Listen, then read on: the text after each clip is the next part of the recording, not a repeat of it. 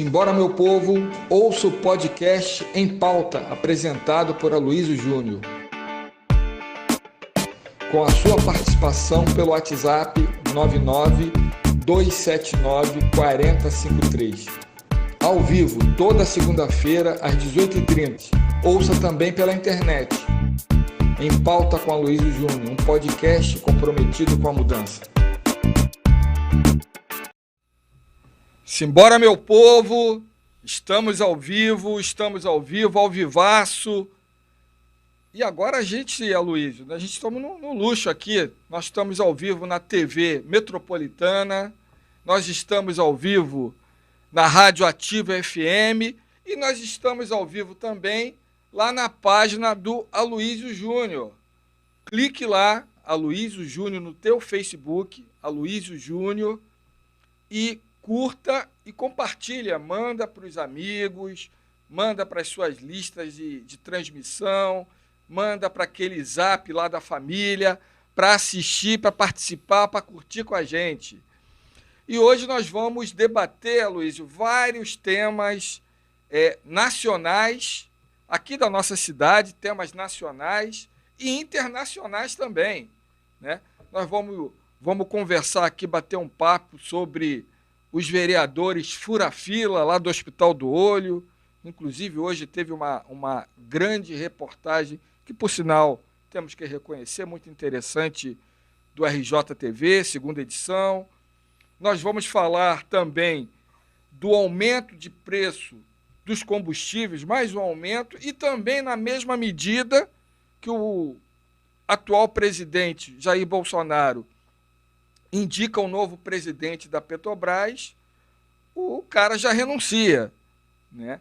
E também nós vamos falar sobre a vitória de Gustavo Petro e Francia Marques no nosso país irmão aqui, na Colômbia, que foi uma grande vitória pela primeira vez, Aloysio. Nós vamos ter na Colômbia um governo democrata, progressista e de esquerda, né? Mas fala aí, meu amigo, como é que foi o final de semana? Conta pra gente. Boa noite, Adilson. Boa noite a todos os nossos amigos e amigas que nos acompanham aqui na segunda-feira, né? A gente agora estamos ocupando mais espaço, né, Adilson? É isso aí. Além de estar na TV Metropolitana, né? Nós estamos na TV Metropolitana, nós estamos na Rádio Ativa FM 98.7, que também na transmissão do zap dele, nós estamos na sua página, né? Está ficando, o negócio está crescendo, tá legal. Está crescendo. Primeiro, boa noite aí a todos e todas. Mais uma vez agradecer a produção, né? Nosso amigo Carlos Santana, né? Que garante aí pra gente, junto lá obviamente, com a Rádio Ativa, né? Sim. O Roberto, que garante aí a nossa programação, né?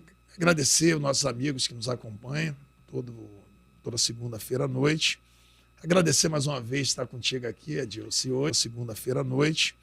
Agradecer mais uma vez estar contigo aqui, Adilson. Hoje a gente está sendo apoiado por Fábio, né? Eu ia falar isso. Nós temos aqui na nossa equipe o Fábio Melo. Fábio diretamente de Maricá. Isso. Né? O homem é da cidade que dá certo, da cidade que as coisas acontecem, e que está num grande arraiá lá em Maricá, uma festa na cidade. Mas o Fábio deixou tudo lá e veio para o compromisso. É o nosso homem do WhatsApp. O homem do WhatsApp. O Fábio está aí pedindo a galera para entrar firme aí, acompanhar nosso programa, porque a gente vai ter assuntos extremamente importantes para estar tratando. E, obviamente, o ponto-chave é a eleição na Colômbia, né?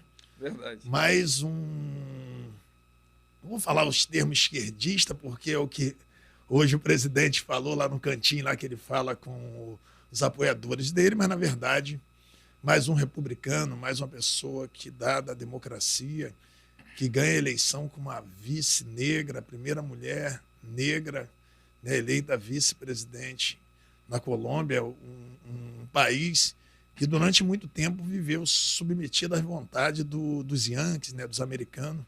Então é extremamente importante essa vitória na Colômbia, que a gente vai bater um pouco essa bola um pouco com o Rafael. Rafael é nosso mestre, né? Isso. Rafael me orienta nesses assuntos internacional. Inclusive, ele está até esperando para daqui a pouco, quando... Eu ia até te sugerir, Aloysio, que a gente começasse, que o Rafael está ali esperando a gente, já ansioso para falar. Vamos começar por ele ou vamos começar pelos temas nacionais? Eu acho que era importante a gente ouvir um pouco o Rafael para falar um pouco dessa vitória extremamente importante para a América do Sul, principalmente, que está fazendo um eixo. Aí o Rafael domina mais, acompanha isso. O Rafael tem essa... A partir do Inverta, né? A cooperativa a qual ele participa e já foi presidente, e o grupo lá, junto com o Rafael, eles estão muito atentos ao que acontece no mundo, né? E todo o tempo ali tem a percepção dos reflexos que vêm de fora do país e que acaba acontecendo aqui. E esse vento à esquerda, né, que está acontecendo aí, é importante. Então vamos começar, Santana, com o Rafael, botar o Rafael na mesa aqui, para ele fazer os comentários sobre essa questão da eleição. Hoje, importante essa de domingo para segunda, que saiu o resultado. Tá ouvindo, Rafael? Vamos chamar ele aqui. Rafael.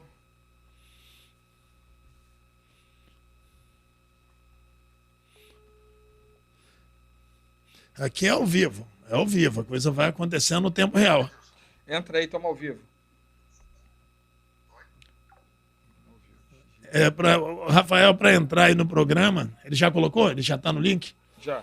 Porque nós não estamos vendo ele. Estamos vendo... Entra que já estamos ao vivo, estamos te aguardando. Ele agora vai. Aqui foi. Agora está chegando o Rafael. Sabe, faz na hora. Faz ao vivo. Não está saindo o som dele. Enquanto aqui a gente resolve essa questão do link do Rafael, que não está entrando, a voz dele está chegando para. Está saindo, porque ele não está aparecendo no. Não ouvi. Ele não tá, o link dele ele não entrou, mas enquanto o Santana ajeita isso aí, a gente. Vamos continuar, Dilson? Vamos continuar. Então, vamos entrar num tema nacional aqui, Aloysio, que eu acho que é interessante a gente discutir, né?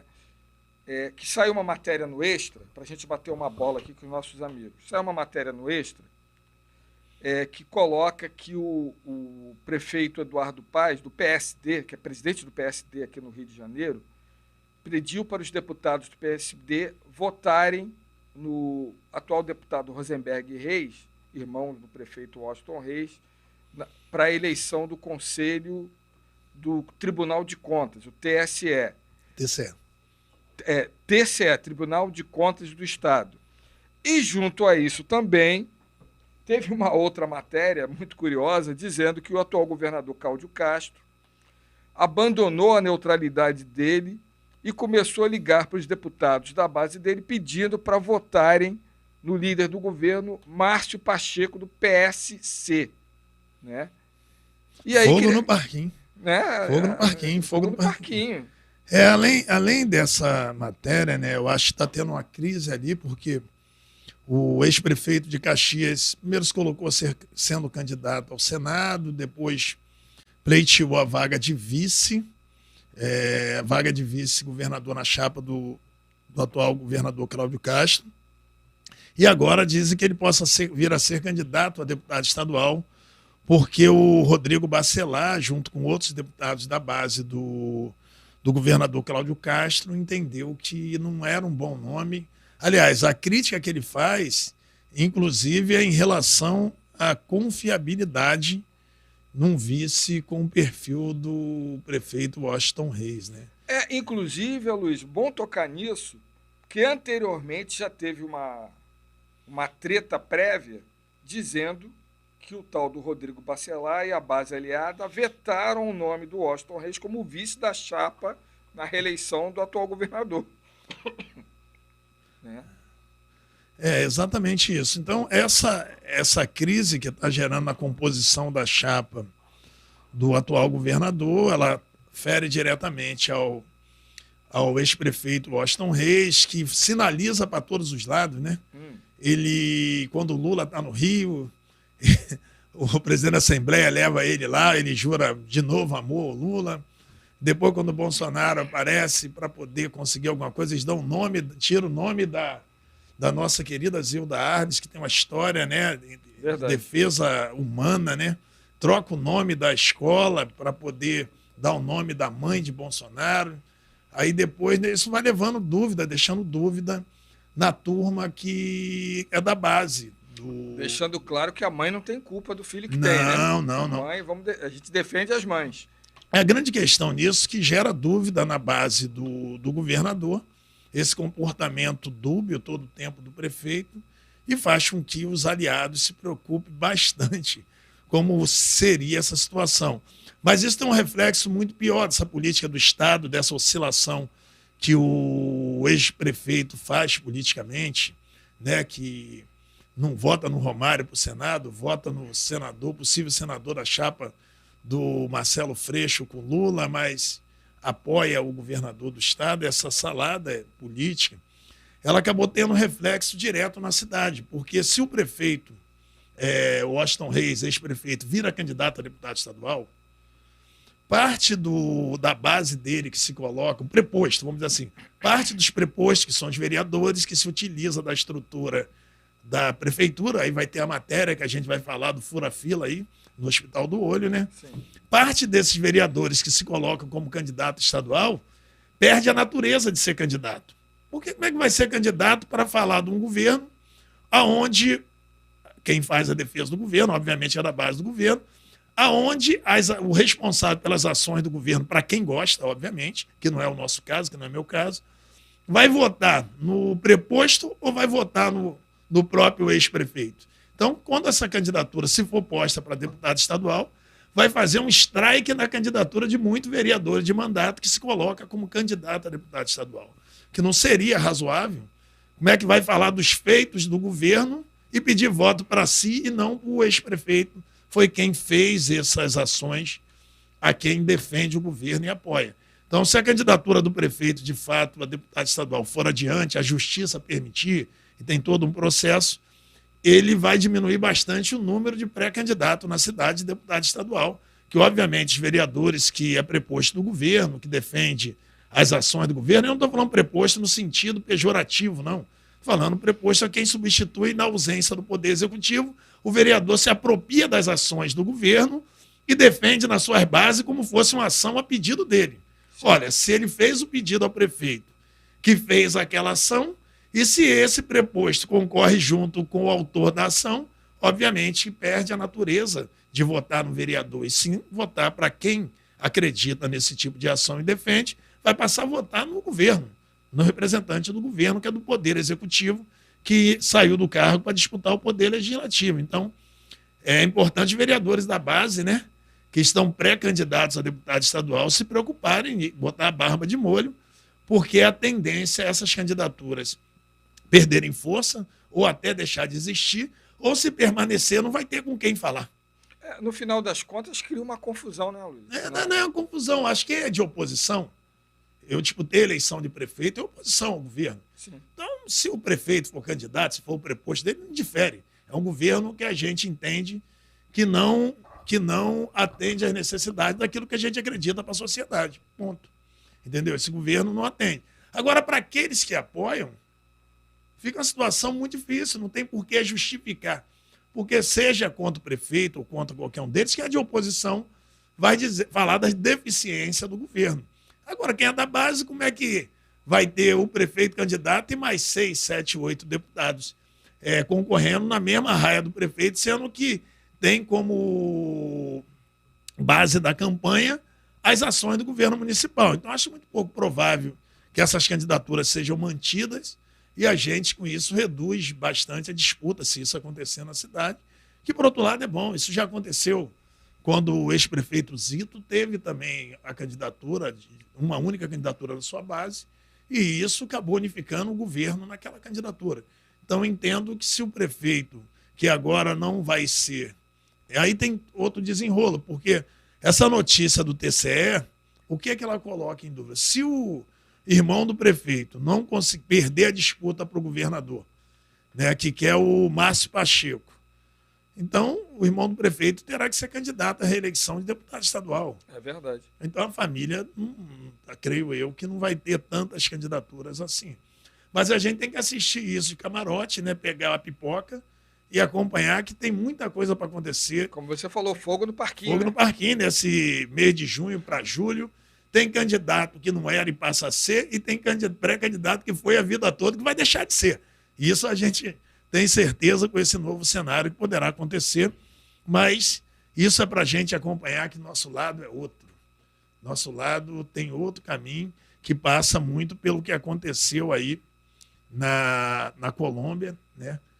Na eleição dos companheiros lá, que são de esquerda, que tem na sua proposta aí de defesa da região da Colômbia um diálogo mais à esquerda e sair das mãos do governo americano, né? E aí a presença da Francia Marques ali na chapa é extraordinário, né? A gente vê uma mulher com uma história de vida extremamente interessante.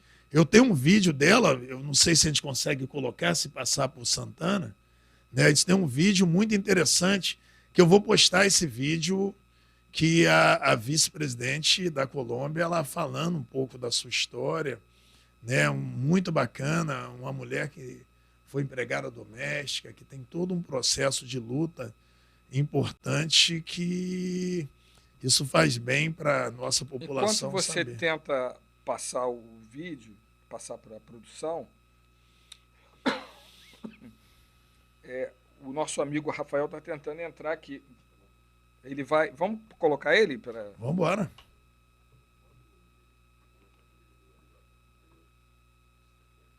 Tá.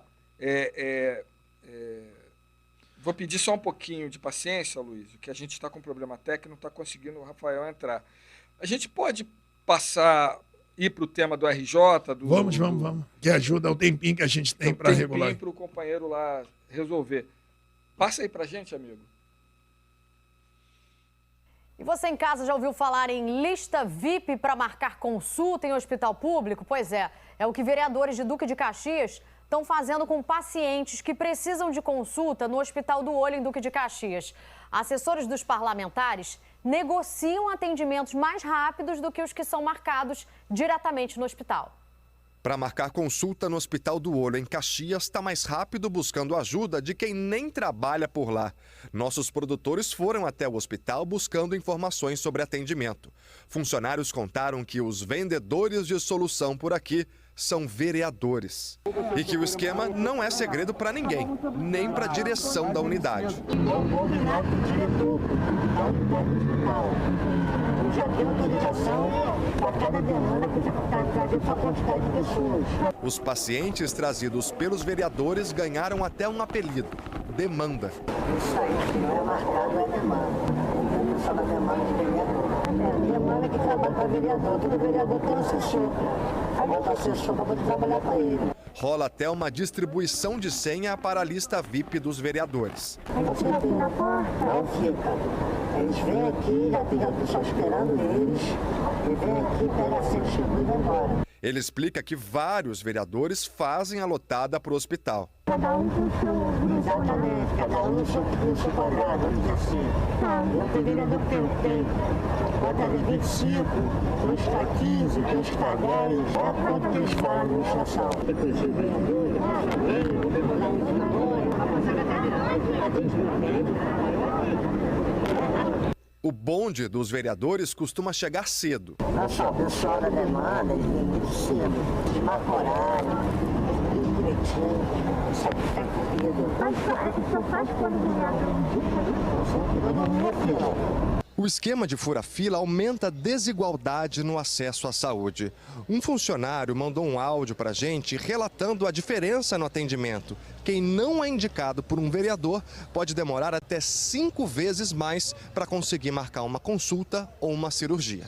Se você vir aqui marcar uma consulta e eles marcar seu procedimento para daqui a 5, 6 meses, se você procurar esses vereadores aí da Câmara, eles mandam os assessores dele vir aqui e coloca para 20 dias, para 15 dias, para menos de um mês. Já a Wanda, que procurou o hospital pessoalmente, está levando um chá de cadeira para conseguir operar da catarata. A cirurgia foi marcada para o dia 19 de dezembro. Aí esse aqui está marcado para dezembro, o outro só vou fazer ano que vem. A vista embaçada compromete o trabalho como tosadora. Porque eu não estou enxergando nada desse olho de cá e eu trabalho com tosa de cachorro. Então eu não vou tosar um cachorro para machucar, né? Cortar ele, né? O funcionário prefere não se identificar com medo de represálias. Isso é muita injustiça, porque tira a vaga de quem realmente precisa, né? Não que essas pessoas não estejam precisando, mas furar fila, um hospital tão grande desse, fico muito indignada. Nossa produção descobriu que os vereadores oferecem vaga na lista VIP em vários pontos de Caxias. Um deles fica nesse mercadinho. A área é reduto eleitoral do vereador Marquinho da Pipa, do MDB. Aqui, esse homem de blusa vermelha explica como funciona o esquema. O que acontece? Todo dia ele sai daqui com o pessoal. Isso aqui é do caminho. 10 para as 6 ele sai daqui todo dia. Da manhã. Levar o pessoal para a clínica do olho. Deixa eu ver se tem vaga para amanhã. Identidade, CPF, comprovante de residência e cartão do SUS. Original e xerox. Ele vai na van. Tem a van dele.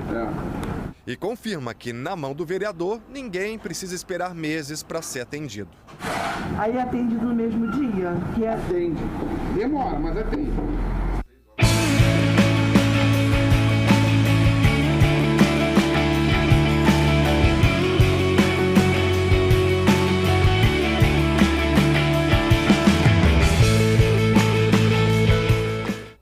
Semana da Beleza Supermarket. Bonito mesmo é economizar e comprar tudo. Desodorante. No fim, ele entrega um cartão. Não é do hospital, e sim do próprio vereador. Dá para ver que está escrito MP, as iniciais de Marquinho da Pipa. Na semana passada, nós mostramos que em Nova Iguaçu, o vereador Felipe Raves, do Solidariedade, estava agilizando a marcação de exames. Dessa vez, o cenário da equipe era uma padaria. Mas aqui é a equipe do hospital? Não, a gente trabalha pro Filipinho. E assim, num momento de fragilidade do paciente, vereadores se fazem de salvadores da pátria. Uma prática antiga que continua a todo vapor na Baixada e que não tem nada a ver com a atuação de um vereador. O advogado Álvaro Jorge, professor de Direito, explica que a função do parlamentar é fazer leis e fiscalizar a prefeitura. Toda vez que esses serviços não estiverem funcionando a contento, obviamente cabe aos vereadores representando seus eleitores denunciar, reclamar, notificar a prefeitura, chamar os secretários para explicação e eventualmente até fazer leis ou melhorar a legislação para que os serviços sejam melhores prestados. Mas não é função dos vereadores buscar garantir um privilégio individual para um dos seus eleitores. Exatamente. Vamos falar com o Diego Aidar ao vivo? Hein, Diego? A gente estava vendo ali na reportagem, quem não chega lá indicado por vereador senta e espera, né? Tipo, 5, 6 meses para conseguir uma consulta. Você conseguiu falar com alguns vereadores e também com a prefeitura, né? O que eles falam? Boa tarde. Oi, Silvana, boa tarde para você, boa tarde para todo mundo, né? O acesso deveria ser igual, né? Direitos iguais a todos, né? Enfim, a gente procurou a prefeitura que disse que vai abrir uma sindicância para investigar essa denúncia que pode acabar aí responsabilizando os responsáveis. A prefeitura então vai investigar essa situação. A prefeitura disse também que as marcações de consultas para atendimento no hospital são feitas através da central de agendamento pelo telefone 3195-3888 de segunda a sexta-feira das 7 da manhã às 7 da noite, sem prioridades ou indicações. A prefeitura e a direção do hospital não compactuam com nenhuma outra forma de acesso às consultas ou atendimentos na unidade e que o hospital procura. É isso aí, minha gente. Simbora, meu povo. Estamos ao vivo novamente e vocês também podem falar com a gente pelo WhatsApp 992794053. Mande mensagens, mande perguntas, mande comentários, que é muito importante.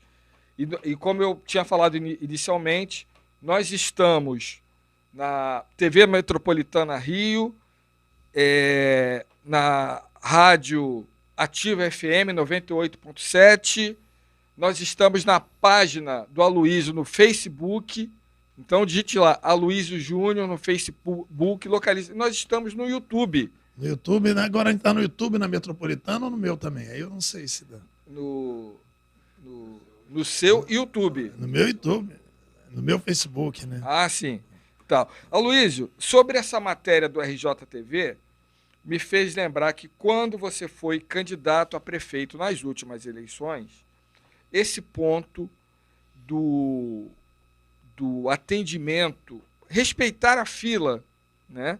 Porque eu estava comentando aqui com os nossos amigos, eu pessoalmente tenho um grau de catarata muito pequeno, tal. Se eu fosse lá resolver esse problema, que é importante, mas eu não sou prioridade do que pessoas, muitas vezes jovens, muitas vezes idosas, né? Não são idosas, mas também muita gente idosa, tem um grau de catarata muito grande e que, para ter a sua vida de volta, precisa fazer uma cirurgia com urgência. E o justo é aguardar uma fila das prioridades e as filas das não prioridades. E o que aparece aí é que está havendo a categoria dos vereadores fura-fila. Queria que você comentasse sobre isso com a gente. Eu acho um assunto que mexe direto com a vida das pessoas, a questão da saúde, né, de uma forma geral.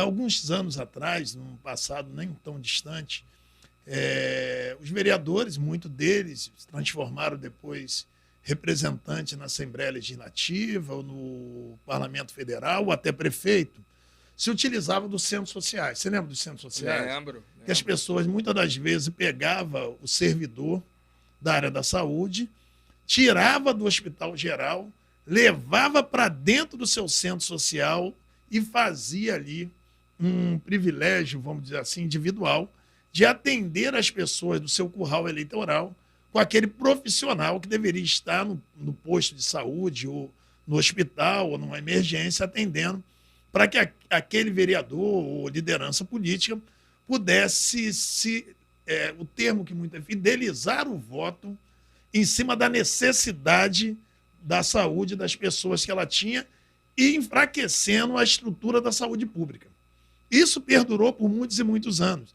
Chegou um ponto que o Ministério Público interviu, semelhante ao que está acontecendo nessa matéria. Essas denúncias, e bateu em cima dos centros sociais, até que chegou o ponto que os centros sociais foram fechados e as pessoas foram buscar um outro caminho.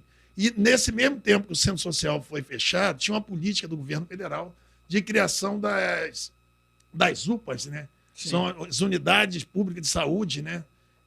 De pronto atendimento ali, que na época, era aqui no Rio de Janeiro, era controlada pelos bombeiros. Você se lembra quando ela funcionava muito bem?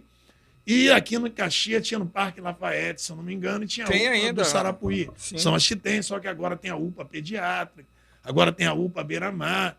E nessa época as pessoas passaram a ter um atendimento público de melhor qualidade sem precisar de ser refém da liderança da região, do político. Só que agora esse governo que está aí inovou, né? Agora eles se utilizam da estrutura pública e criou um centro social para aqueles que apoiam o governo. Então, a questão não é quem chegou mais cedo na fila ou quem chegou depois. A questão é que se atende às pessoas que são indicadas, conforme a matéria está mostrando ali, denunciando, pelas pessoas que se relacionam com a base do governo. Né? E aí transformou aquilo que é público num grande centro social para fazer política de sustentação, de eleição de vereadores, de deputados, e a gente está chegando à eleição e essa denúncia aparece.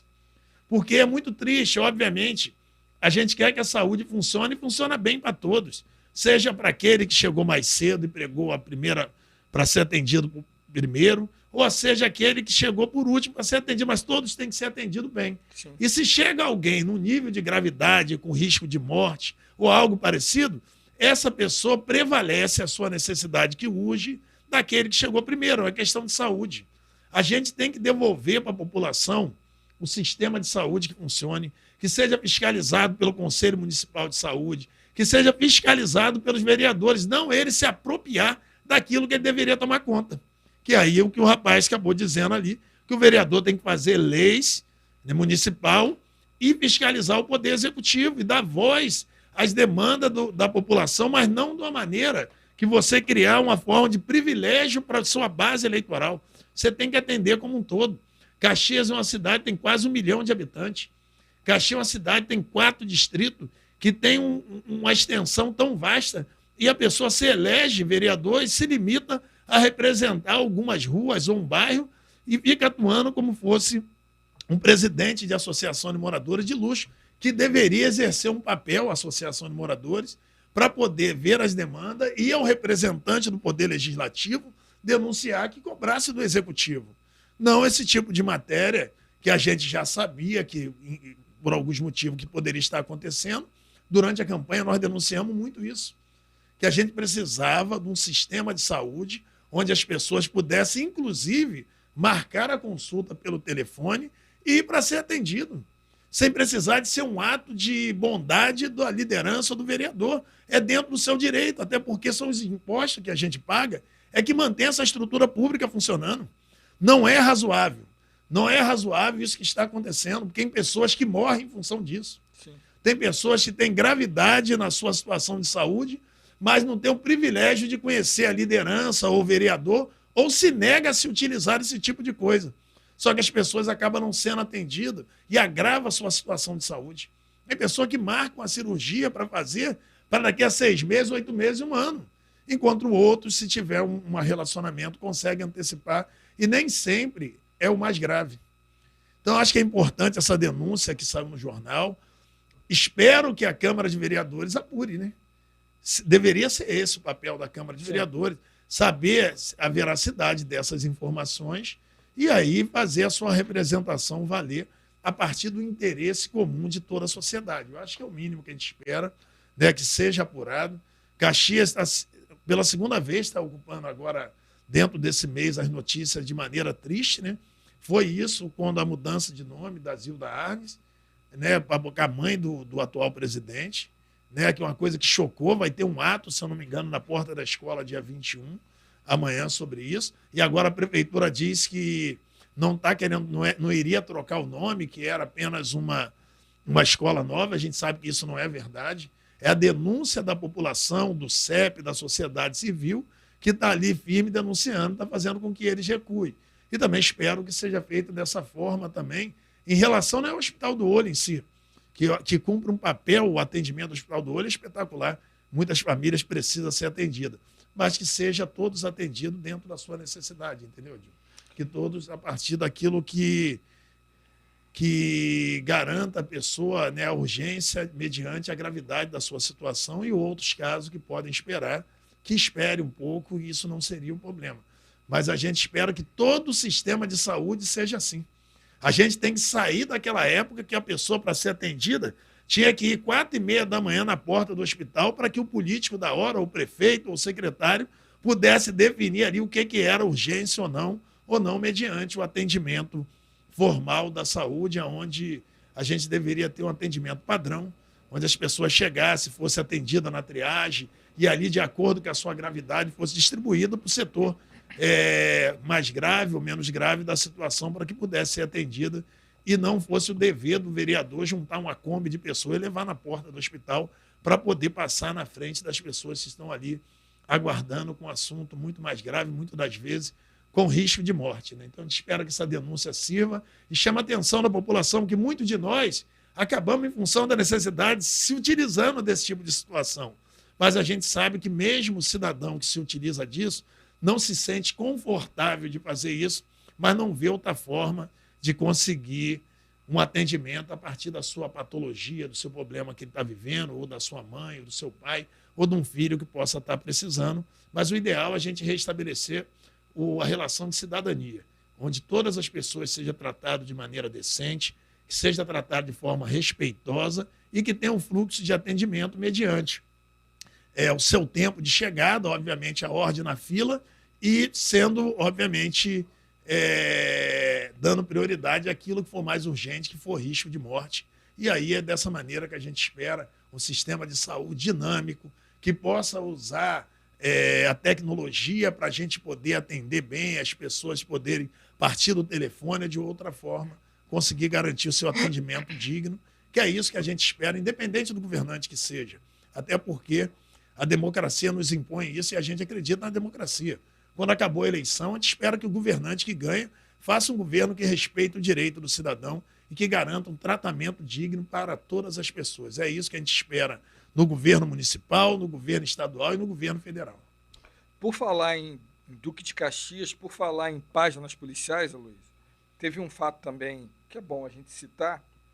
que preocupa, que é o agravamento no meu olhar da violência, que o vereador Dr. Mair de Mangaratiba, que passava em Duque de Caxias, ele é do Republicanos, ele sofreu uma tentativa de homicídio na estrada, né? E isso foi ontem, domingo, por volta das 18h30. Graças a Deus, o vereador não levou nenhum tiro e conseguiu escapar daquela situação e foi na delegacia policial prestar queixa. O que acontece? A gente está vivendo a violência de uma forma geral. Não é violência só para o homem público, o vereador, o deputado. Isso é que vira notícia. Mas o cidadão comum está à mercê dessa violência diuturnamente, né? Eu acho que a gente tem que ter uma política que garanta mais segurança para o cidadão, né, do nosso estado, da Baixada Fluminense, do Rio de Janeiro como um todo, da Zona Oeste. A gente tem a necessidade que o cidadão se sinta mais seguro no seu ir e vir. Mas, nesse caso, segundo o vereador, ele relatou na matéria que eu ouvi, foram 2 motos com 3 pessoas, né? Uma moto com outra com 2, e que as pessoas chamou ele pelo nome. E aí, ele parece que fez essa denúncia, segundo a matéria estava falando, ele fez essa denúncia na delegacia de Campos Elíseos, acho que, se não me engano, é 6062, né? 6060 em Campos Elíseos, que vai apurar os fatos. Parece que a delegacia pediu imagens nesse trajeto para poder acompanhar o que aconteceu. Mas, na verdade, essa violência que passou o vereador era uma violência que a população do Rio de Janeiro, da Baixada Fluminense, do nosso país, tem passado com uma certa frequência, infelizmente. Mas eu estou vendo que o Rafael já está a postos aí. Nós já estamos já viu ansiosos o mapa da região, da nossa região aqui, da América do Sul. Né? Olha, rapaz. O Rafael está nos ouvindo aí. Rafael já está com a gente para falar da vitória do Gustavo Petro e Francia Marques, na nossa querida Colômbia, aí, que são de forças progressistas da América Latina. Rafael, você está nos ouvindo? Já dá para entrar agora para fazer esse comentário aí? Mas eu estou vendo que o Rafael já está a postos aí. Já viu o mapa da região, da nossa região aqui, da América do Sul. Vamos, Rafael. Rafael, só pedir para tu baixar um pouco do teu som, que está dando retorno. Já está com a gente para falar da vitória do Gustavo Petro. Está dando retorno o som. Da nossa querida Colômbia, aí, que são de forças progressistas da América Latina. Rafael, você está nos ouvindo? Já dá para entrar agora para fazer esse comentário aí? Estou ouvindo sim, eu estou com um pouquinho de atraso no áudio, mas vocês estão me escutando? Estamos escutando bem, Rafael. É contigo agora, é contigo. Eu vou tirar aqui. Tá, eu estou tendo que pegar o som aqui do celular. Vocês estão me escutando? Estamos escutando bem. Um atraso de alguns segundos. Estamos escutando bem. Bom, foi muito importante, né, para a América Latina como um todo, o resultado eleitoral ontem na Colômbia, né? A Colômbia é um país irmão nosso, faz fronteira com o Brasil, né, na região da Amazônia. Nós temos uma história em comum, né? E a Colômbia, infelizmente, ela teve uma história durante todo o século XX, né, de muita violência política, de assassinato das lideranças de esquerda, né? Isso desde os anos 40, 50 do ano passado. Tinha um candidato a presidencial lá, o Gaitán, e ele foi assassinado, né? E isso inaugurou um processo, um período de muita violência que durou aí quase um século, 80 anos na Colômbia. E há 2, 3 anos atrás houve aí um esforço muito grande por um processo de paz na Colômbia, né? Para que a esquerda pudesse participar do processo eleitoral sem sofrer as perseguições, né? Muitas pessoas duvidavam que isso pudesse ser possível, porque já houve outras tentativas no passado, como a da União Patriótica, nos anos 80, né? Que eles tiveram numa eleição um candidato a presidencial morto, substituíram o candidato, o segundo foi morto. Então, realmente, a esquerda ter chegado pela via eleitoral na Colômbia, né, logo após o processo de paz, mostra um desejo represado do povo colombiano de transformação. E agora a Colômbia, das 6 maiores economias latino-americanas, né, já temos 5 aí governadas pela esquerda, né, retomando aquele movimento importante, né, da primeira presidência do Lula, na qual a gente teve aí um refluxo do neoliberalismo na América Latina, né? Isso foi interrompido por uma reação conservadora, né? Na qual se inclui o golpe aqui no Brasil, o golpe na Bolívia, por exemplo, né?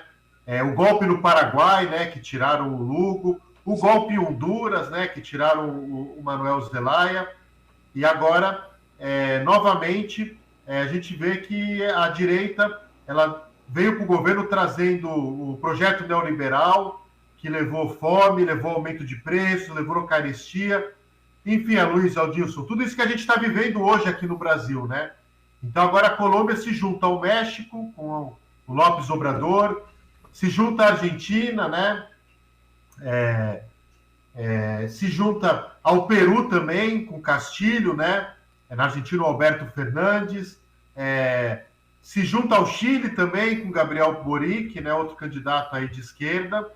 Na Bolívia, a retomada agora com o Luiz Arce, né? Depois do golpe, o povo resistiu bravamente.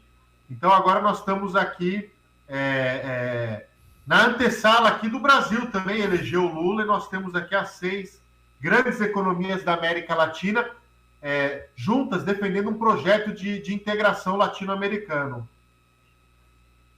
Perfeito. Agora eu vou escutar vocês aqui, e aí eu estou com um delay aqui. Não, eu iria pedir para o Rafael dizer os países, mas ele acabou falando, né? México, Argentina, Peru, Chile, Bolívia, agora Colômbia, e o da vez é o Brasil, que tem eleição agora em outubro, né? Então é importante a gente estar acompanhando o que está acontecendo aqui na nossa vizinhança. Isso acaba tendo um reflexo, obviamente, bem lembrado por Rafael, a nossa região sofreu ataques, né? O Brasil, um processo de impeachment sem crime. Nós tivemos também na Bolívia, né, um processo, um golpe mesmo dado, né, na Bolívia. E a gente vê essa retomada aí, é importante, é animador, né, ter governos democráticos, né, de esquerda, que tem esse compromisso, né, com os mais pobres, né, tem esse compromisso com o Estado, um Estado indutor, né, Rafael? O Estado que é presente na vida das pessoas para que possa melhorar as condições de vida. Você não pode ter um país de terceiro mundo que necessita muito do Estado para induzir a política, para gerar emprego, para gerar renda, e você vê uma política um capitalismo selvagem, semelhante de venda do ativo público, colocando os direitos dos trabalhadores em terceiro plano, né? Que você enriquece mais o patrão, o cara não gerou nem mais um copo, ele não produziu, mas quando você nega o direito do trabalhador, você empobrece o trabalhador e enriquece o empresariado. Ninguém quer que o empresário não ganhe. O empresário tem que lucrar para gerar emprego, mas não dá para lucrar cada vez mais, você aumentar a concentração de riqueza em detrimento de expropriar o trabalhador, né? Eu acho que isso é importante que a sociedade entenda, porque a gente caiu num momento aí que a gente começou a achar o Brasil, principalmente, que viveu um período próspero, as pessoas começaram a achar que quando falava de classe média, que estava falando delas, que são trabalhadores que teve oportunidade de prestar um concurso público, ou que abriu um microempreendedor que passou a ganhar um pouco mais de dinheiro, porque a população estava com mais dinheiro e consumindo um pouco mais, e a economia brasileira girava, e as pessoas começaram a achar que aquilo era fruto da competência individual delas, e não se era fruto de uma política de Estado. Que quem define fazer um concurso público, quem define o valor do salário mínimo, quem define subsidiar aquilo que é importante, porque quando tiraram a Dilma, dizer que a política que ela tinha da Petrobras de subsídio da gasolina e do álcool e do diesel era uma política equivocada que fazia a Petrobras perder bilhões e bilhões e bilhões. Agora, o que eles querem fazer? O que eles fizeram com o ICMS agora? Que agora vai penalizar os estados. Esse tipo de política que eles marginalizaram para a sociedade, dizendo que era tudo errado, é tudo agora que depois que eles estão no governo eles se propõem a fazer. Eles só não têm competência para fazer. Porque ele não sabe atender uma política que atenda o pobre que está na ponta. Então ele não sabe, seja o Arthur Lira na Câmara, seja o Paulo Guedes, e muito menos o Bolsonaro, que esse não entende nada mesmo, entendeu? Então você não tem uma política econômica que tem reflexo direto na vida das pessoas. Então é importante o cidadão entender isso, que aonde existe uma pobreza, uma necessidade de intervenção do Estado, essa história vem de longe. São os partidos de esquerda, que tem toda uma história que, em outro momento, a gente pede o Rafael para contar de que lado ia ficar lá na França, da direita ou da esquerda, quem defendia o povo e quem não estava defendendo o povo, essa lógica. E hoje até demoniza o fato de ser de esquerda ou como ser de direita. Eu acho que é um processo democrático do debate, mas não começar a acreditar que ser de esquerda significa você estar à margem da lei, você está fazendo coisa, você apenas cuida com mais carinho de quem mais precisa. Por isso o Lula saiu com 87% de aprovação, né? E 92%, eu acho, entre bom e ótimo e regular. Então foi porque ele cuidou bem de quem precisava, valorizou o salário mínimo, gerou emprego, garantiu direito, desenvolveu o país por região, o norte do país, o nordeste, parou de ter o êxodo da pessoa vir para o sul do país para poder trabalhar, porque ela passou a ter emprego, fez a cisterna para o homem do campo poder plantar e se alimentar, fez Minha Casa Minha Vida para as pessoas terem uma moradia digna, pegou o BNDES, fez para investir dinheiro, não só para milionário, mas investir dinheiro para o pequeno e o médio, gerar emprego, empresário, gerar emprego no país. Aí a padaria, o cara fez reforma, ampliou a padaria, virou padaria gourmet. Aí o mercadinho do bairro desenvolveu, empregou mais pessoas. O rapaz da pizzaria ampliou a pizzaria, empregou mais gente. E todo mundo consumindo e o país crescendo. Mas isso incomodou a classe média, que não perdeu nada com isso. A alta classe média, que vive do rentismo, que começou a se incomodar. E aí a classe média baixa, que pensou que quando falava de classe média, da pera de direito, da pera, quando pensava que era eles, que se incomodava de ver um colega, um vizinho viajar de avião, ou poder comprar um carro com mais facilidade, com algumas prestações, ou poder até viajar no carnaval, visitar a família no outro estado. Isso incomodou a empregada doméstica poder botar um filho na universidade, né, usar o perfume, mesmo perfume que a madame usava. Isso é que agrediu as pessoas, elas não aceitaram, porque eles querem um país nesse ponto de pobreza que está, com mais de 30 milhões de pessoas, hoje abaixo da linha da pobreza. Né? Eles têm uma eucaristia, uma coisa muito séria, a população está muito pobre, está faltando o básico, e aí o povo não aguenta. Isso aconteceu nos países vizinhos nossos e tem grande chance de reproduzir nesse mapa que está aparecendo aí atrás do Rafael, com esse gigante que é o Brasil da região. Então, o Brasil ele consegue impulsionar, né, esses países vizinhos e ser parceiro. O Brasil fala alto, na época a gente sente falta. Na época a gente falava alto com os Estados Unidos e falava com carinho com a Bolívia, né, que é um irmão, que a gente sabe da necessidade, a importância do gás para a economia boliviana. Agora a gente virou a fase onde o presidente do país vai procurar o presidente norte-americano e pedir apoio, porque o outro que está na frente nas pesquisas, o presidente Lula, fere os interesses americanos. Mas como é que é isso? Daí deveria ser até crime de lesa pátria. Como você tem um presidente muito mais incomodado em garantir o interesse do país vizinho, que explora nossos povos aqui da nossa região, muito mais preocupado com isso que defender seu próprio povo. É por isso que está entregando a Amazônia, por isso acontecem esses problemas que aconteceu lá da morte do indigenista e do jornalista. Porque o interesse é entregar as nossas terras para a exploração deles lá de fora. Ou o interesse que a gente vê aí, público e notório, as pessoas estão brigando para diminuir o lucro da Petrobras, mas da fração que é da Petrobras. Porque dos investidores internacionais nem falam em mexer em nada. E isso era diferente. Por isso eles deram golpe, por isso eles fizeram a revisão do marco regulatório do petróleo, para poder interferir na política do Brasil e, por consequência, dos países vizinhos aqui. Mas eu acho, Rafael, voltando para você, Adilson, quer dar um cumprimento? Eu queria perguntar, tanto ao Rafael quanto ao Aloysio, o fato do Gustavo Petro ter uma mulher negra como vice, que eu acho também que tanto naquele país foi um diferencial, né? Uma mulher firme, empoderada, de luta, e que tem toda uma história que é importante para a gente também. Você pode falar sobre isso, Rafael? Um pouco a importância de ter a Francia Marques como vice, uma mulher que tem uma história muito comum de grande parte da população brasileira de mulheres, né? Eu acho que era importante, que é possível, como ter um operário presidente no Brasil é extremamente importante, né, para o país e para a região. Ter uma mulher negra, que é a história da Francia Marx, é importante na Colômbia e o reflexo disso na política geral, na geopolítica da região. Deixa eu até baixar meu volume aqui. Rafael, seu som não está chegando. Foi uma campanha muito difícil lá na Colômbia, né, por conta desse histórico que eu já mencionei, né, de violência e de ameaças em todo o tempo. Mas a Colômbia é um país que tem uma organização popular muito grande, né, os trabalhadores estão aí nas ruas, e aí você teve... baixar um pouquinho mais o volume aqui. Essa participação, né, essa conjugação, né, o Petro que vinha aí, um ex-guerrilheiro do movimento M19, né, que fez um acordo de paz com o governo ainda nos anos 90, né, mas a Francia Marx também, né, que foi uma mulher aí com uma história de vida muito difícil, da região do Pacífico da Colômbia, que é a região onde tem uma presença muito forte da população negra, né, e ela passou por todas as dificuldades na vida, né?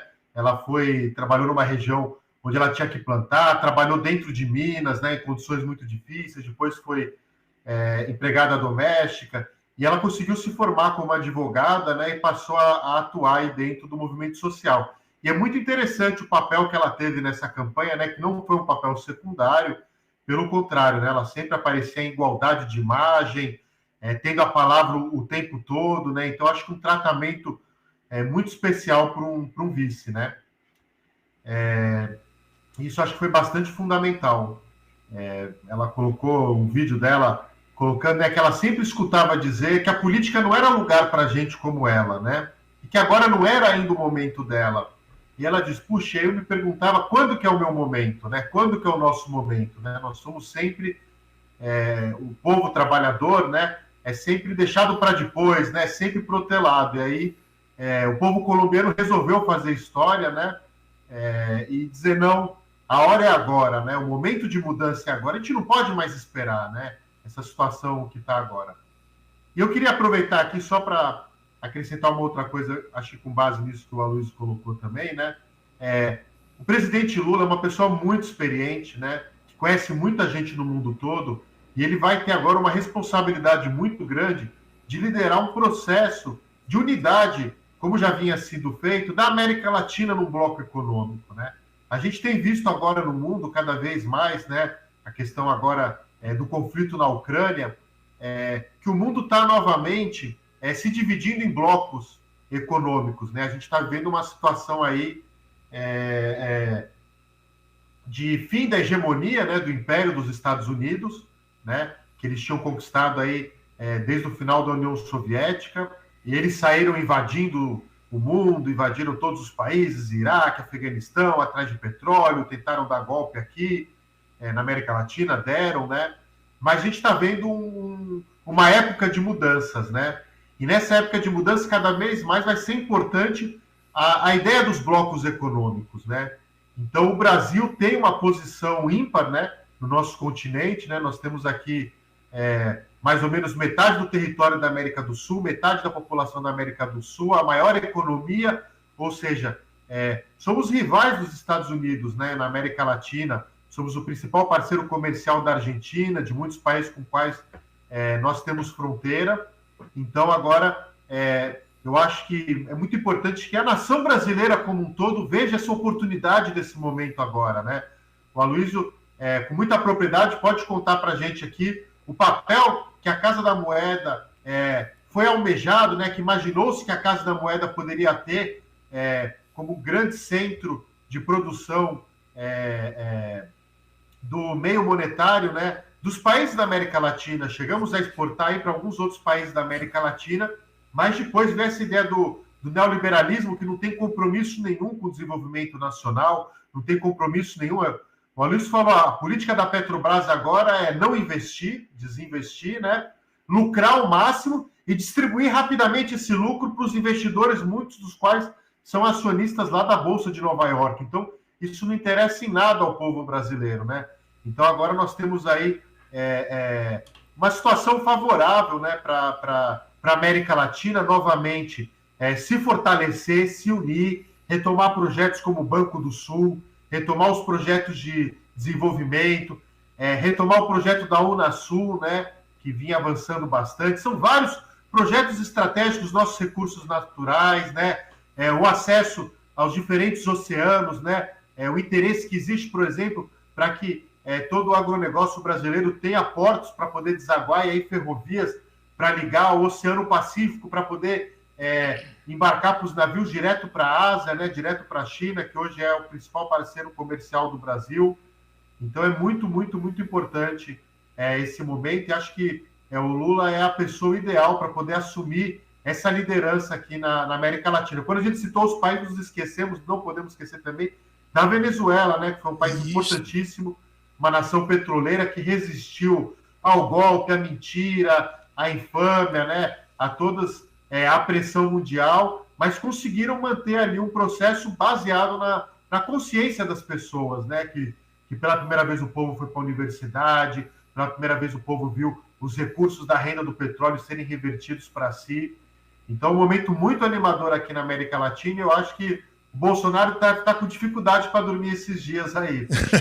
Ele não botou num grupo do Zap lá entre os amigos, porque ele está vendo que a hora dele o tempo dele está chegando, né? Rafael, obrigado. Eu estou com o delay aqui, então eu passo a palavra. Obrigado pela sua participação. Você é um amigo querido e sempre participou das lutas importantes a qual eu tive envolvido. E você lembrou bem que o papel que a Casa Moeda tinha nos governos de Lula, né, principalmente, para poder atender, inclusive a Casa Moeda, para quem não sabe, estava responsável para fazer documentação, inclusive, né, de segurança, né, para países vizinhos menores, inclusive países da África. Tinha um projeto do eixo Sul-Sul, que até o Hélio Grange, que estava aqui nos acompanhando, e o Márcio Luiz, da Casa Moeda, participaram muito desse... Legal. A pedido do presidente Lula, à época, que a Casa da Moeda pudesse ajudar a desenvolver com documento de segurança e produção de meio circulante para alguns países menores. Tanto que a Casa da Moeda, até hoje, a gente, bem pouco tempo, fez dinheiro para a Venezuela, faz o dinheiro para a Argentina, já, se não me engano, fez dinheiro para o Uruguai. E a Casa Moeda tem uma estrutura preparada pela dimensão que é o nosso país. Aí, olhando esse mapa, você vê, né, quantas vezes é maior, né, o Brasil do que os países vizinhos. E o Brasil poderia manter essa estrutura, e tem condições de manter, e conseguir atender a necessidade, preservando a soberania dos países vizinhos, que é extremamente importante isso, né, Rafael, né? Se apropriar do país vizinho, sim, ter uma relação de parceiro, preservando a soberania dos países vizinhos. E as instituições brasileiras, né, as empresas brasileiras, como o próprio BNDES, cumpriu esse papel também para desenvolver parcerias importantes, que foi demonizada durante a eleição, que o BNDES financiou tudo, aí botaram lá para fazer sindicância, fiscalização, e no final tiveram que concluir que o BNDES, além de desenvolver, ajudar a desenvolver os outros países, ganhou dinheiro com isso, emprestando dinheiro de maneira segura e muitas das vezes para que empresas brasileiras pudessem fazer construção no país vizinho. Sim. Então respeitou toda a regra que tem no sistema financeiro e que marca o Banco Nacional de Desenvolvimento Social, né, e conseguiu ajudar a fazer parceria, como o Brasil cansou de ser ajudado pelo BID, quando outros países, que a nossa situação econômica era muito ruim, os bancos de desenvolvimento de outras nações ajudavam aqui. Só que nessa época a gente não era contra, não. Né? Inclusive o programa Nova Baixada, na nossa região, foi um dinheiro vindo de outras nações para poder desenvolver a Baixada Fluminense, poder fazer política de saneamento básico. Infelizmente, né, não foi concluída de forma exitosa tudo o que estava previsto, mas você tinha um dinheiro que vinha de outras nações para poder construir o sistema de tratamento nosso, né, que não foi concluído de forma exitosa como era se esperado, mas você tinha toda uma parceria. Então, se o Brasil pôde se beneficiar disso, o Brasil, quando está bem, ele tem que ajudar a desenvolver, sim, os países vizinhos e, obviamente, garantindo aqui desenvolvimento tecnológico, emprego para o nosso país. Isso é extremamente importante. Rafael, te agradecer, Adilson, agradecer a sua participação, entendeu? Você abrilhantou, com certeza, por mais que a gente tentasse, a gente não teria esse acúmulo de informação e essa competência que faz parte aí da sua vida, de estar olhando não só as coisas do Brasil, mas tudo que vem acontecendo no mundo e poder aí estar nos auxiliando no programa. Muito obrigado a sua participação, agradecer a sua presença, Rafael. E boa noite para você, meu irmão. E a gente gostou do mapa. Muito, não, vamos se apropriar do mapa. Valeu, Rafael. Um abraço. Vamos lá? Aloysio, nós já falamos da Petrobras, Aloysio? Não, né? Não falamos ainda. Não falamos ainda, não. Porque dois fatos recentes em relação à Petrobras é que a Petrobras anunciou o aumento da gasolina e do diesel e na mesma sequência da eleição desse aumento, o Bolsonaro trocou a presidência da Petrobras. Na verdade, Edilson, esse presidente está há 30 dias ali já demitido, né? Só o Conselho de Administração não se reuniu, é um processo de desligamento do presidente da Petrobras, não é tão simples assim. Então, o presidente que ficou muito pouco tempo, se eu não me engano, o nome dele é José Mauro Coelho. Mauro Coelho, os outros chamavam até que o Coelho foi rapidinho, entendeu? Ficou 30, 60 dias, depois já estava sendo trocado. Só que ele também entendeu que as motivações que levaria a troca dele não seria razoável, então ele não facilitou a vida do governo até o dia de hoje, aonde ele renuncia e já foi indicado o diretor de produção, se eu não me engano, um diretor da área técnica da Petrobras, de forma interina, que vai estar aguardando aí se vai conseguir ser nomeado essa pessoa indicada pelo governo, que aparentemente não atende às necessidades previstas na Lei 13.303, que prevê que você tem que ter uma experiência de no mínimo 10 anos na empresa pública, na gestão, ou algo que se assemelhe. Aparentemente, essa pessoa que está sendo indicada é um homem de mercado, não tem essa experiência nessa área, e há quem acredita que o nome dele não será referendado no Conselho de Administração. Mas isso só reflete o momento que a gente está vivendo do governo, que está perdido diante dessa situação da política que foi colocada no governo Temer, reafirmada no governo Bolsonaro, de atrelar ao preço dos combustíveis ao mercado internacional, né? Em função aí dos motivos do problema no mundo, talvez a guerra e tantos outros motivos, faz com que o preço do combustível aqui na ponta cresça muito. Hoje, eu tive que botar um pouco de combustível no carro, estava R$ 7,99. O preço do óleo diesel foi para R$ 7,00. E aí, o que você tem a ver com isso, que eu não tenho carro? Mas você compra tomate, compra cebola, compra alface, você vai pagar o preço do produto, todos nós, mais caro, porque eles são transportados pelas vias rodoviárias e com o preço do diesel nas alturas, isso é repassado para o consumidor. Então, todos nós pagamos essa conta. Não somente quando a gente vai ali botar combustível na bomba, entendeu? Ou daqui a pouco vai vir um aumento do gás de cozinha mais uma vez.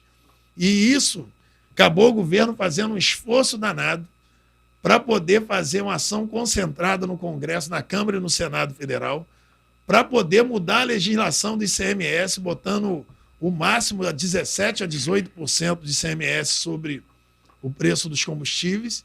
E todo esse esforço caiu por terra com esse aumento que teve ontem. Que é a questão da política de preço que está dolarizada, né, Luiz? Está dolarizado, é uma situação complicada que a gente está vivendo. O governo e o presidente, junto com o Paulo Guedes, não sabem como sair dessa situação, porque eles querem fazer uma ação que não mexa com os investidores internacionais, né? Que tem as ações na Bolsa. E não tem saída, não dá para fazer esse omelete sem quebrar os ovos, entendeu? É necessário que a Petrobras perca, deixa de ganhar um pouco, mas é necessário que todos deixem de ganhar, inclusive os investidores internacionais, os acionistas que compram as ações na Bolsa de Nova York, que levou 107 bilhões aí no primeiro trimestre ou quadrimestre do ano. E esse dinheiro que eles ganham é o dinheiro do nosso consumo, aqui na ponta do combustível, da alta do preço do diesel, da gasolina, do gás de cozinha, de todos os seus derivados. Então, enquanto a população é penalizada pagando altos valores nas coisas, por outro lado, os investidores internacionais, os acionistas da Petrobras, não correm risco nenhum, porque o governo entende que é para a gente gerar riqueza para eles em detrimento do empobrecimento da população brasileira. Né? Então, esse tipo de política que atrapalha a vida do cidadão, que faz com que a gente pague mais caro no tomate, na cenoura, né, no alho, na batata, é em função dessa política que o governo vem fazendo de paridade do preço do combustível ao mercado internacional, que todo tempo aí eles mudam o presidente da Petrobras, mudam a presidente da Petrobras, mas eles não conseguem ter uma política que consiga equalizar, uma política que você possa subsidiar pelo menos parte dessa despesa da população brasileira que já não aguenta mais. Né? O governo não tem controle sobre isso. E aí a gente se espanta a cada dia quando vê o governo dizendo que vai fazer uma CPI contra o presidente que ele escolheu para a Petrobras e contra os conselheiros que eles indicou. Entendeu? Você vê como de tão quanto a gente está perdido nessa situação. E aí você vê o presidente da Câmara falando que vai abrir a CPI sem uma coisa, um objeto que justifique isso. Entendeu? Porque é falta de política.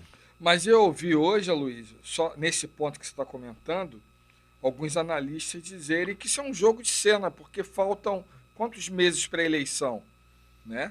Que agora os deputados estão voltados para organizar sua base, para o processo eleitoral, que é natural isso, legítimo.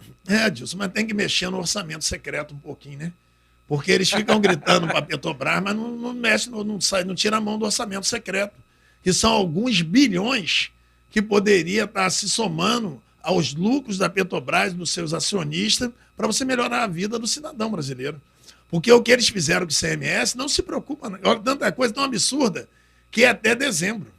Eles não conseguem fazer uma política constante. Tudo é até dezembro. Queria dar o auxílio emergencial até dezembro.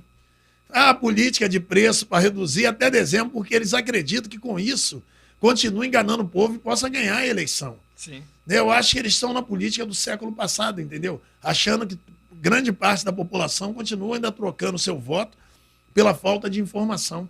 As pessoas podem até votar, mas não desinformada.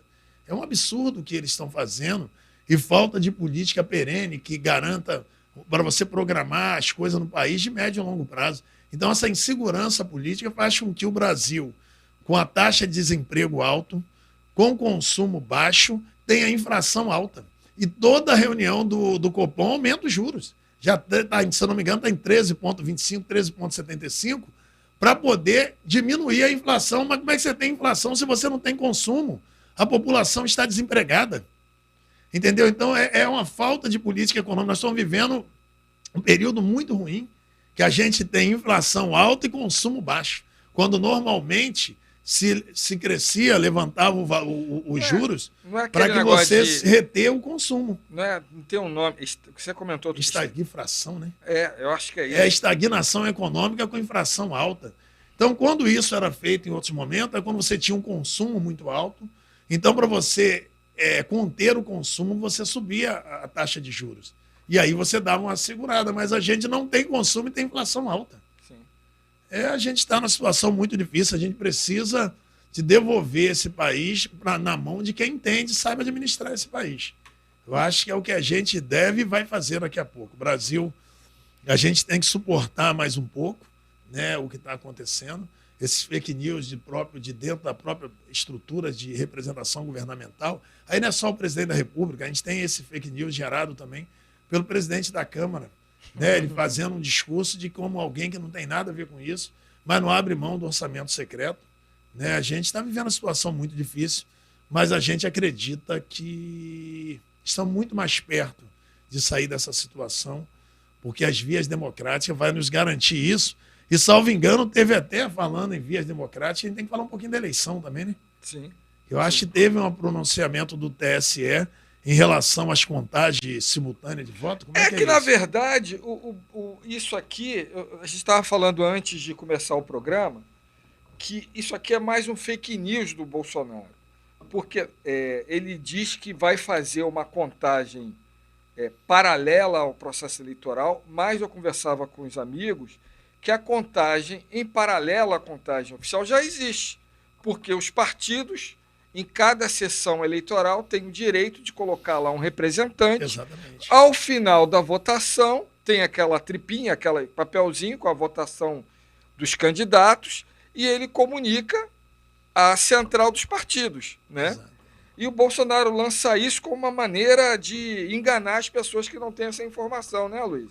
A gente está vivendo um momento difícil, mas eu acho que até a gente tem que parar de falar um pouco do Bolsonaro, porque o que ele sobrevive é disso. A gente tem que falar do país. A gente precisa que esse país tenha a perspectiva de recomeço, né? Que o jovem volte a sonhar, né? E que a dona de casa, que com muito sacrifício está cuidando do seu filho, possa acreditar que a gente vai ter um país melhor de oportunidades, que as universidades vão voltar a funcionar. E aí eu parabenizo mais uma vez, teve uma aula magna lá na UESO com a UERJ, né, lá na Zona Oeste, a luta lá do nosso querido Walter Leitura, do Fernando, de todos aqueles lá da região que com muita luta sabem a importância de ter o campus da UERJ ali na UESO e fazer com que aquilo funcione, mas que o jovem possa ter a oportunidade de sonhar, de acessar a universidade, mas de ter um emprego, né, de ter um ensino técnico de qualidade, né, igual o Promimp que nós tivemos na época, que preparou as pessoas para pudessem prestar serviço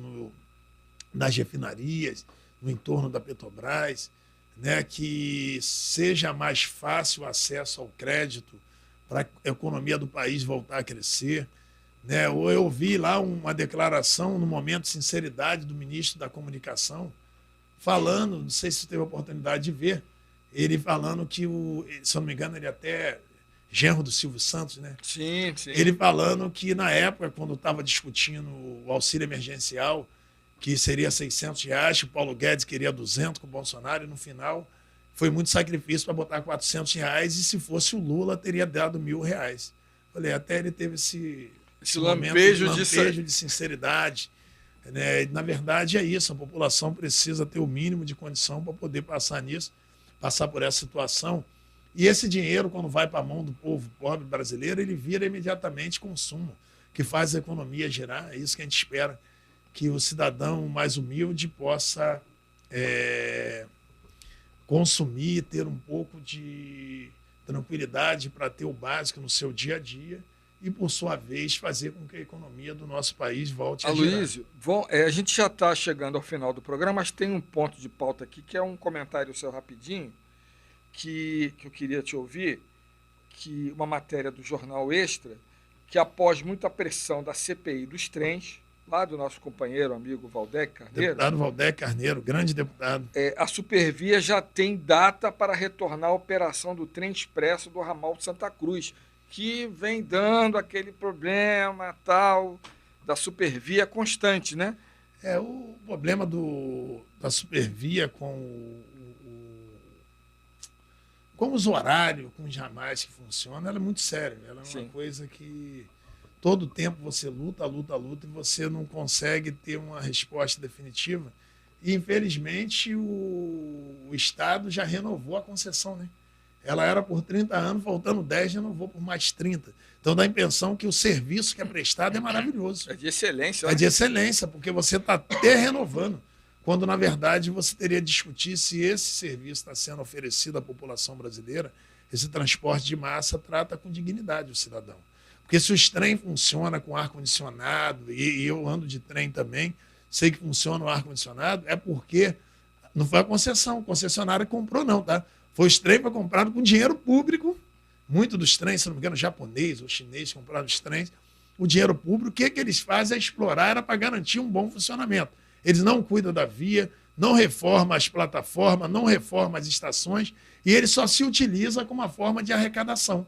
Vai ali para ganhar dinheiro e mandar o dinheiro embora. Esse dinheiro não retorna nem de serviço de qualidade para a população do nosso estado. Infelizmente, é isso que acontece no dia a dia, e a gente vê lá a CPI com o trabalho de vários deputados, em especial o deputado Valdec Carneiro, que eu mando um abraço, um grande deputado comprometido com a causa e que tem lutado bastante. Valdec Carneiro, deputado pelo Partido Socialista Brasileiro, e tem aí feito sua parte de lutar, mas a gente sabe que se a população não fiscalizar, isso não resolve tão cedo, e denunciar. né? Acho que é o direito do cidadão denunciar tudo isso que está acontecendo, que é importante para que a gente possa fazer com que as autoridades tomem alguma atitude e cobrem dessas concessionárias um serviço mais digno para a população do estado do Rio de Janeiro, em especial da Baixada Fluminense e da Zona Oeste do Rio de Janeiro, onde corta as nossas linhas ferroviárias. Sim. E a gente está muito abandonado, infelizmente. Vamos nas nossas despedidas aí, finais? Agora, deixa aqui, eu recebi uma informação aqui, né, se eu não me engano, da Metrópole. Isso envolve a população brasileira como um todo, mas em especial a Casa da Moeda. Não sei se você sabe, a Casa da Moeda fazia, e talvez vai voltar a fazer o serviço, um contrato com a Receita Federal de controle de bebidas quentes e frias. Né? Era um sistema onde você contabilizava lá e certificava a garantia daquela produção na origem, né? Na linha de produção, nos envasadores. E depois, ao final do dia de produção, você sabia quantas milhares de unidades a Ambev, a Coca-Cola, o Guaraná, a Itaipava produziu, seja na bebida fria e também na bebida quente, que são os rótulos. E aí tem uma notícia aqui que o comércio ilegal de bebida gera perda fiscal de 38 bi ao Brasil. 38 bi? 38 bi. É um absurdo. O Brasil contabilizou cerca de 38 bilhões em perda fiscal com o comércio ilegal do mercado de bebidas em 2020. De acordo com a pesquisa encomendada pela ABCF, Associação Brasileira de Combate à Falsificação, e realizada para Euromonitor, o valor referente à perda fiscal dobrou entre os anos 2016 e 2020. Então você está dizendo que quando a gente vai num barzinho tomar uma cerveja, corre o risco da cerveja ser falsificada? A cerveja não pode não ser falsificada, mas ela não é tributada. Então você gera o lucro e o Estado perde o dinheiro, né? Essa cifra vem puxado pelo aumento da falsificação do contrabando, da produção artesanal ilegal e da sonegação fiscal de bebidas alcoólicas e refrigerantes. Em 2016, o valor era de aproximadamente 19 bilhões, caracterizando um crescimento médio anual de 19%. De acordo com o estudo, o mercado ilícito ganhou espaço nas prateleiras do segmento de bebida ao longo dos últimos anos. O número saltou de 1,9 bilhão de litros produzidos ilegalmente em 2016 para 4,2 bilhões em 2020, o que representa um acréscimo médio anual de 21%. Em cifra, o mercado ilícito movimenta 40,5 bilhões da indústria em 2020, contra 16,1 em 2016. É um valor absurdo.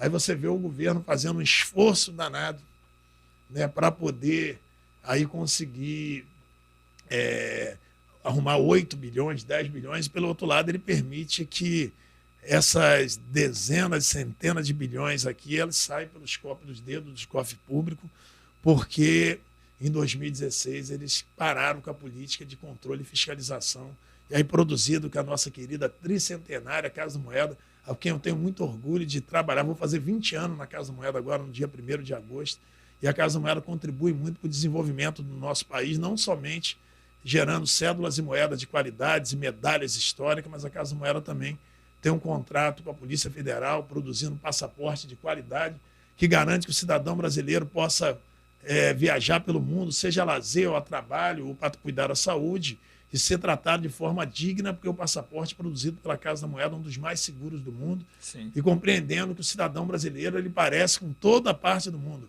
A pessoa tem traços asiáticos, mas é brasileiro, traços europeu, mas é brasileiro, tem traços africano, mas é brasileiro. Então, o passaporte brasileiro é muito visado e a Casa da Moeda garante esse passaporte de extrema qualidade, como também a Casa da Moeda tem um contrato com a Receita Federal de rastreabilidade de bebida, seja a bebida fria, essa água, o refrigerante, ou a cerveja, ou a bebida que a gente chama de bebida quente. Só que, infelizmente, não sei o que aconteceu, que depois do golpe que deram na Dilma, quando o Temer assumiu, a primeira coisa que ele fez foi acabar com esse sistema de rastreabilidade que controlava, né, essa gula do mercado de produção de bebidas quente e fria, e aí abriu a porteira e a boiada passa, né? Aí tem essa denúncia da Associação Brasileira de Combate à Falsificação, dizendo que esse comércio ilegal ele gerou uma perda de 38 bi aos cofres públicos, que poderia parte desse dinheiro estar ajudando aí para que a gente tivesse políticas públicas de mais qualidade, né, investindo na saúde, investindo em educação, investindo na cultura, investindo na segurança pública, tudo aquilo que o nosso país necessita tanto, mas infelizmente a gente abre mão de recolher imposto dos ricos para poder taxar os pobres, né? Toda vez a gente vê isso acontecendo, a gente olha com muita tristeza, mas esse país vai voltar a tomar seu rumo, né? E aonde as empresas públicas, como a Petrobras, vai cumprir um papel social para o cidadão brasileiro, aonde a gente tem que rever essa privatização da Eletrobras, que é um absurdo. Além de encarecer o preço da conta de luz, não vai fazer que tenha uma política social, que a Eletrobras muito bem fez com luz para todos, que a gente possa fazer que o Correio, como todas as outras empresas estatais, tem que ter eficiência, mas que atenda bem o cidadão brasileiro, e que a Petrobras, o Furna, os setores elétricos, como a Casa da Moeda, possa cumprir esse papel de atender bem o Estado brasileiro, mas garantindo o seu papel social, o papel cidadão, que é isso que é a característica que o Brasil precisa para poder desenvolver a nossa nação. E a gente precisa muito das nossas empresas para ajudar nesse desenvolvimento. A gente não pode mais ficar criando estrada com dinheiro público e entregar na mão do ente privado para poder explorar a praça de pedágio. A gente já não aguenta mais isso. Se fosse para fazer uma parceria séria, eles teriam que colocar dinheiro na construção. Mas você pega o dinheiro público, constrói a via e depois você entrega para um ente privado explorar. Não tem sentido isso, né? Não tem nenhum tipo de sentido. Isso vale para a linha amarela, mas isso também vale para o arco metropolitano, que eles estão assanhados para botar pedágio ali, como estão tentando colocar em Seropédica e Itaguaí, como fizeram na própria Washington Luiz, e ali você pega na Rio Magé, né, na Dutra e essas coisas que eles estão fazendo. E eles colocam lá para depois que você usa o dinheiro público, eles ainda exploram você que contribuiu com os seus impostos para pagar um pedágio absurdo que a gente vê aí. Né? Isso que eles fazem com as estradas, eles fazem na ferrovia, eles fizeram isso na privatização da Vale do Rio Doce, eles estão tentando fazer isso agora com a Eletrobras, que eles emprestam dinheiro público para o cara comprar, né? E sem nenhum tipo de compromisso com o papel social com o nosso país. Então a gente tem que retomar e não ter vergonha de defender a soberania nacional a partir das nossas empresas públicas, que é tão importante nossas Forças Armadas cuidar das nossas divisas com outros países, né, do território. É importante que a gente tenha também uma política para dentro do nosso país, que as empresas públicas cumprem seu papel social, seu papel cidadão, e de defesa da nossa soberania energética, da soberania garantida pela Casa da Moeda, soberania monetária, soberania garantida pelos dados, né, do cidadão brasileiro, que também a Casa da Moeda, como outras empresas, são responsáveis para as informações de todo cidadão brasileiro. Você não pode permitir que os dados de mais de 200 milhões de brasileiros ficar na mão da iniciativa privada ou na mão de doentes de outros países, entendeu? A gente tem que garantir nossa soberania de dados, como garantir a nossa terra, a nossa Amazônia, a nossa soberania ambiental, como, obviamente, garantir a nossa soberania alimentar. Não é possível que a gente seja um dos maiores produtores do mundo de proteína animal e não tenha condição de comer um bife uma vez por semana, uma vez por mês. A gente não pode ser produtor de grãos, de commodities, coisas que a gente muitas das vezes não consegue ter no nosso dia a dia. Então a gente precisa voltar a ter compromisso com o povo brasileiro e depois atender o mundo, porque senão a gente só gera concentração de riqueza na mão desses que exploram a nossa terra e a gente tem que parar com isso. A gente precisa de ter representantes, a gente precisa ter governantes que tenham compromisso com a população brasileira e não com o lucro do ente privado, porque a gente entende que tem que ter lucro, tem que o empresário é importante, mas a gente não pode fazer isso em detrimento ao sacrifício da população brasileira, né? É isso que a gente espera e por isso a gente defende a soberania nacional. É por isso que a gente vai participar, né, da luta dos eletricitários, da Eletrobras, de defesa da Eletrobras. A gente é parceiro nessa luta, como eles são parceiros da luta da Casa da Moeda.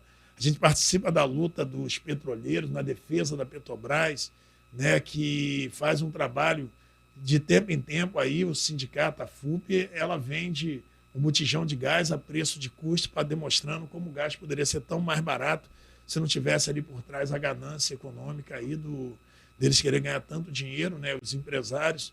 Né, a gente se soma à luta do Correio, né, que é uma empresa extremamente importante. O Correio é a empresa mais antiga pública do Brasil. É o Correio e depois a Casa da Moeda. Tem mais de 320 anos. A Casa da Moeda tem 328 anos. O Correio ainda é mais antigo ainda, entendeu?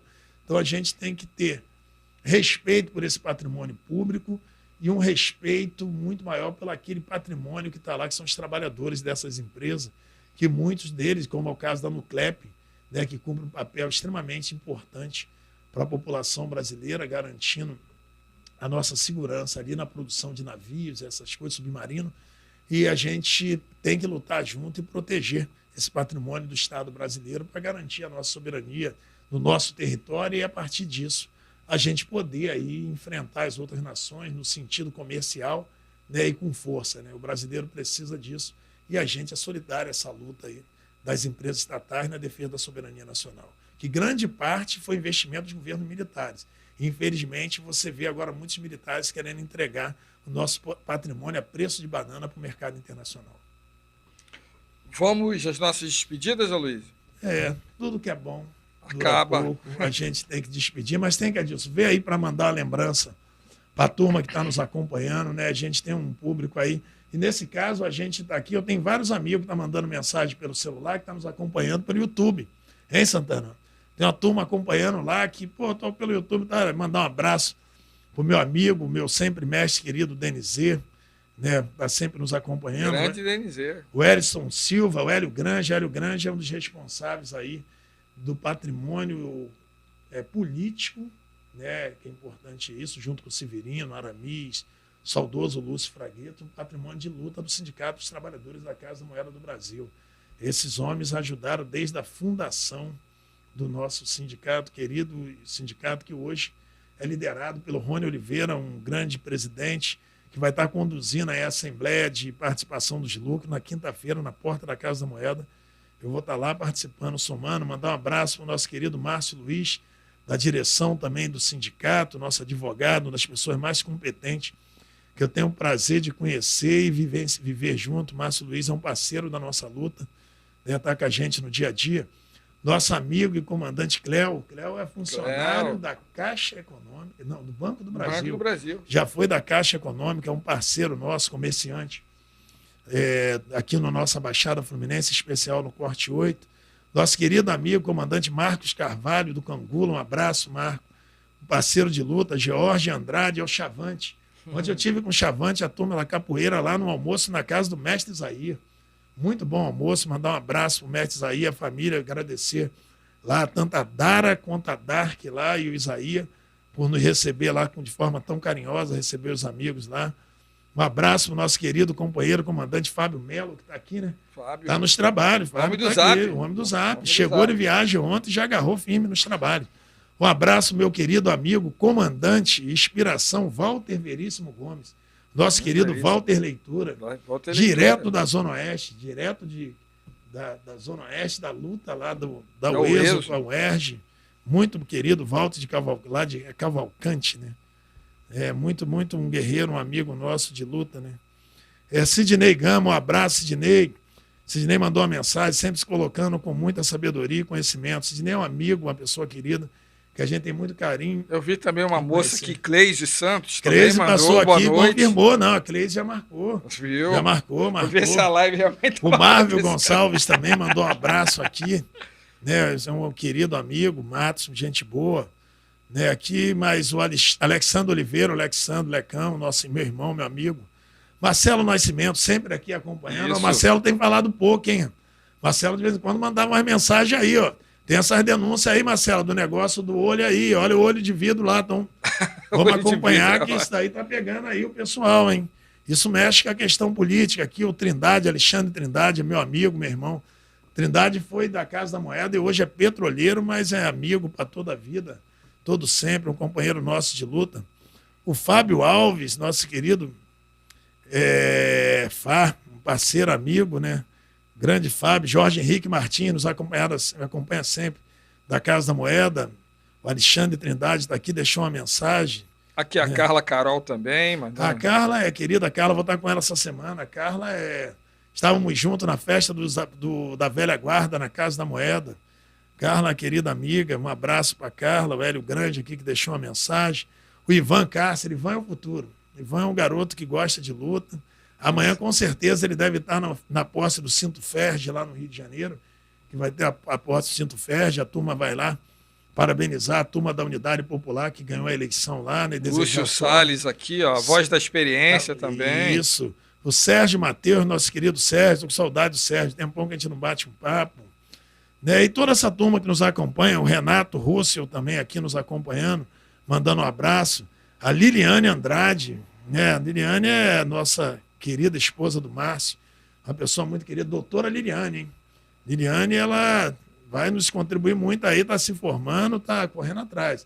A Liliane é advogada e a filha dela, a Carolina, vai se formar, a Carol vai se formar em engenheira civil. Pô, o Márcio está de bonito, parabéns. bonito. Parabéns, Liliane. Parabéns você, o Márcio, pela luta aí, pelo também criação da sua filha, que eu admiro muito. Desejar o Wagner Santos, Vaguinho está aqui nos acompanhando também. E tantos outros amigos aqui, o Rogério Silva, mandar um abraço para o Rogério Silva. Tantos amigos nos acompanhando, agradecer que estamos chegando ao fim, né, o momento da despedida. Adilson, agora é contigo, Adilson. Mandar um abraço, agradecer aí a produção, nosso amigo Fábio Melo, o homem do Zap, Carlos Santana, que é o nosso técnico operador, voz oculta presente. Sim. É o homem que resolve. O homem que resolve. Agradecer ao público. Também agradecer ao Roberto, né? Da rádio, né? Que tá Isso, Roberto, né, lá da Rádio Repete Ativa lugares FM. que a gente está aparecendo, porque a gente agora virou meio que internacional. Né? Internacional, várias fontes, várias redes sociais que a gente está ali ativamente. E a gente está muito feliz com isso. E no próximo programa, a tendência nossa aqui é trazer nossos convidados aqui, né? E a gente bater esse papo na próxima segunda. Mais uma vez, agradecer a todos que estão nos acompanhando até agora. E você está gostando do novo formato? Não, Fala muito aí, bacana, muito bacana. O Carlos Santana, ele tem uma dinâmica muito legal. Obviamente, a gente é muito grato também aonde a gente estava. Sim. Mas reconhecemos aqui que o processo aqui do Carlos é bem evoluído e nos ajuda bastante aqui e consegue corrigir muito da nossa deficiência, né? Isso. Que nós não somos... Você ainda é profissional do jornalismo. Não, mas estou aprendendo. Mas estar também numa estrutura que essa do Carlos ajuda muito, né, a gente no desenvolvimento aqui dos comentários no dia a dia. Entendeu? Um abraço aí a todos, uma boa noite, até a próxima segunda. Tamo junto e vamos aí juntar as notícias. Segunda que vem tá combinado, hein? Um abraço.